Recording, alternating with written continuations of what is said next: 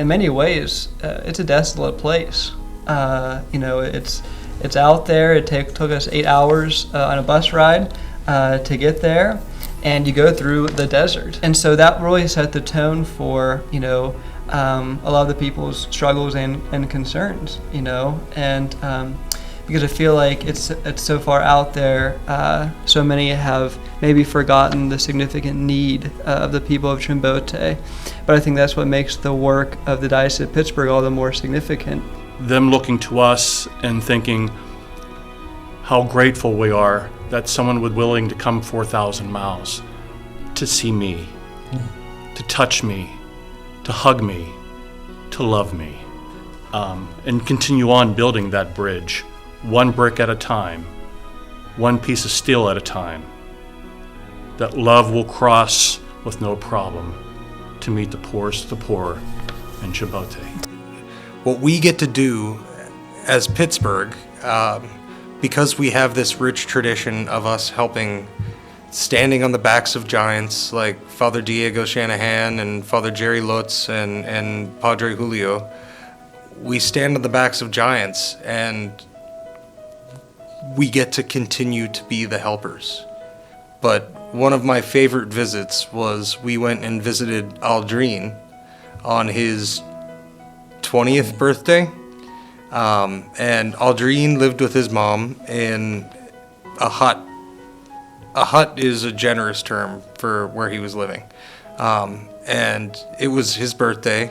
And so once the nurses found out it was his birthday, they ran to the store and grabbed him, some cakes and some orange juice. But we helped tear down what was existing of the hut so that we could come in and put in the new house. But to just see him there and see him smiling with his mother, and his mother, a single mother living with a 20-year-old boy with Down syndrome, it melted my heart. My youngest two siblings both have Down syndrome. And so to know what that mom is going through, but also just to see Aldrin so happy that somebody cared about him. I believe it was one, I can't remember the family's name, but it was Joshua's parents. Mm-hmm. And we went to visit them. We weren't part of the tearing down of the house or even building the new one, but we were part of the blessing of the house. And I had the privilege of blessing that house. But it was the fact that, the parents were overjoyed, even though they had great sorrow months before of losing their child Joshua.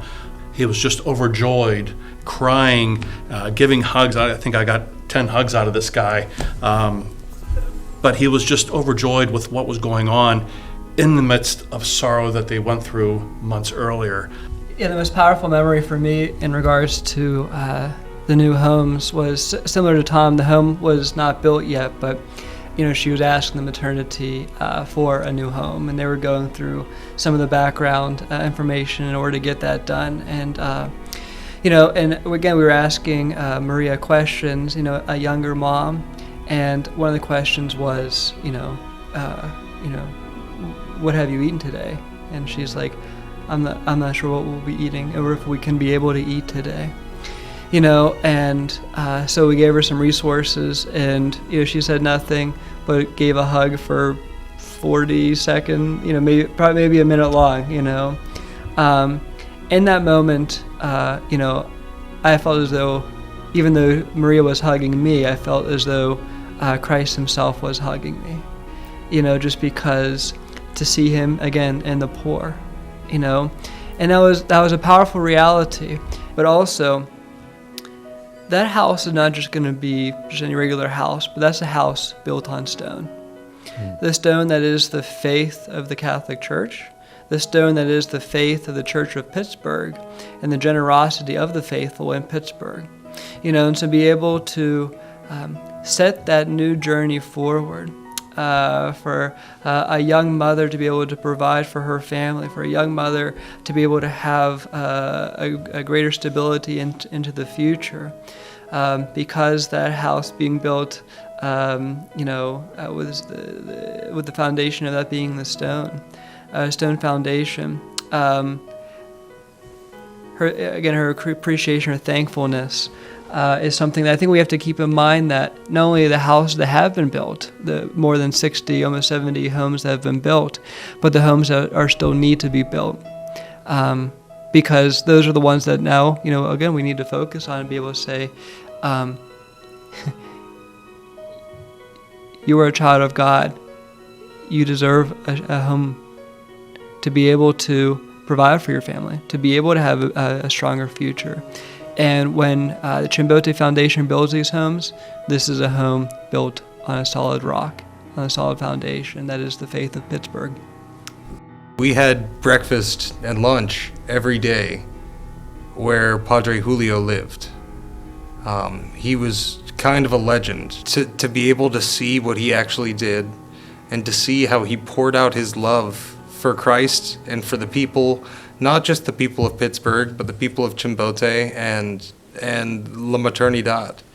But just to be able to see where one of these legends that you hear about all the time, but you've never actually met, actually worked, and to see what he built. What started as just a maternity home is now a fully functioning hospital with a dentist's office, and it's insane. It's crazy. It's amazing. He never stopped, so much so that he's buried with the people that he loved down in Peru. Like Father Tom mentioned, Jules is certainly a big character here in the Diocese of Pittsburgh, but in comparison to who he is in Chimbote, I'm not sure who could compare. It's amazing how people speak about him. It's like their tone of voice almost changes when they talk about Monsignor Ruz, Padre Julio, because of the reverence and the respect that they have for him, because of the amazing work that he has done. And I feel like he was a Pope Francis priest, obviously before Pope Francis, talked about or became, before that was an emphasis. A priest that lived amongst the people, to his simple quarters, of his I guess apartment, at the maternity, to where his resting place is now, literally right in the middle of the cemetery, surrounded by the Peruvian people of Chimbote. Just a minute, all those stories that we hear about Padre Julio and the work that he's done, and I'm going to paraphrase a little, but I remember him being asked about how he wanted to be remembered with all the work that's going on down there with Maggie and Lily and the good works that they were doing. And he says, don't worry about me. Don't remember me. Remember the works that are going on here. That's what needs to be continued on. I'll fade away, but this is what has to be done and continued on.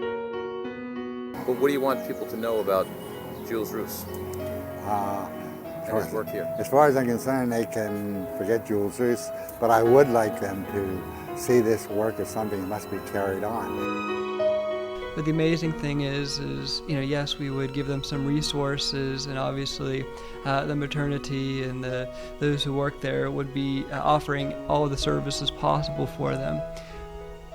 But what they really wanted is to know that somebody loves them, that somebody cares about them, that somebody else is actually concerned for their well-being, and that they're being taken care of.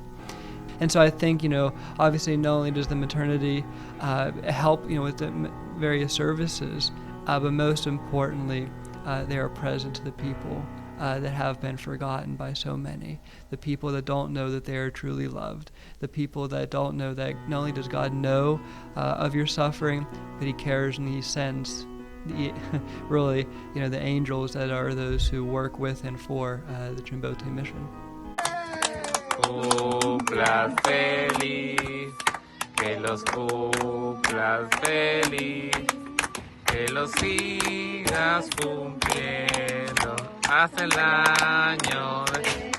Now in English, happy birthday to you, happy birthday to you.